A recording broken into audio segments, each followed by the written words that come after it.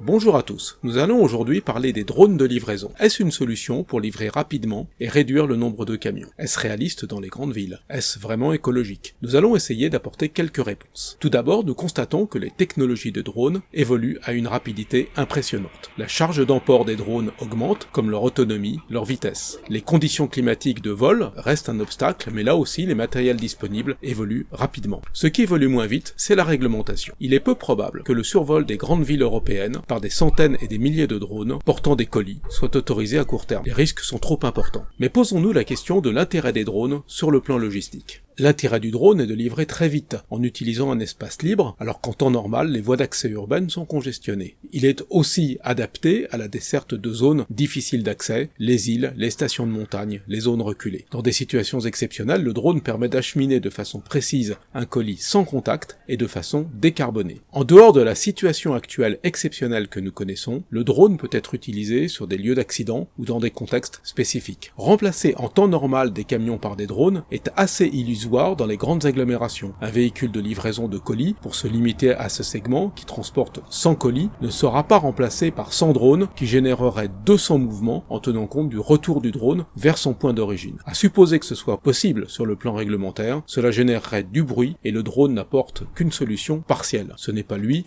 qui va ouvrir une porte et livrer à l'étage. C'est donc idéalement une solution d'un point de départ organisé, une station de lancement vers un point d'arrivée organisé pour l'accueillir. Le principal potentiel des drones n'est certainement pas dans les grandes agglomérations. Il se situe dans des zones reculées, notamment en Afrique, afin de livrer des produits urgents, par exemple vaccins, produits sanguins, voire alimentation. Il peut aussi permettre de transporter des prélèvements sanguins et de les acheminer vers les laboratoires. Différents pays africains, le Rwanda, le Ghana, la Tanzanie, le Kenya, ont mis en place des lignes régulières qui apportent ainsi un service aux populations locales dans des zones reculées, mal desservies par les réseaux routiers. Tous les ans a lieu à Kigali, l'African Drone Forum, qui réunit les fabricants du monde entier, permet de présenter les derniers matériels et constitue un lieu d'échange sur les applications et les innovations. Une compétition de drones a d'ailleurs lieu sur le lac Kivu, permettant de mesurer la précision des matériels pour la desserte d'une île. La société américaine Zipline, déjà très présente en Afrique, a mis au point des drones qui volent à 110 km/h et gère des flottes complètes de drones au Rwanda ou au Ghana. Dans ce dernier pays, elle prévoit 600 vols par jour à partir de 4 centres de distribution, se limitant au segment des produits sanguins. La société israélienne Flytrex a aussi mis en place un certain nombre d'expériences dans le monde. Nous voyons que les drones représentent un potentiel important, mais pas nécessairement dans les grands centres urbains. Le vrai potentiel des drones est de mettre en œuvre des solutions de livraison rapides dans les régions reculées. Si certaines expériences ont été réalisées sur la livraison de biens de consommation, l'enjeu principal reste la livraison des produits de santé,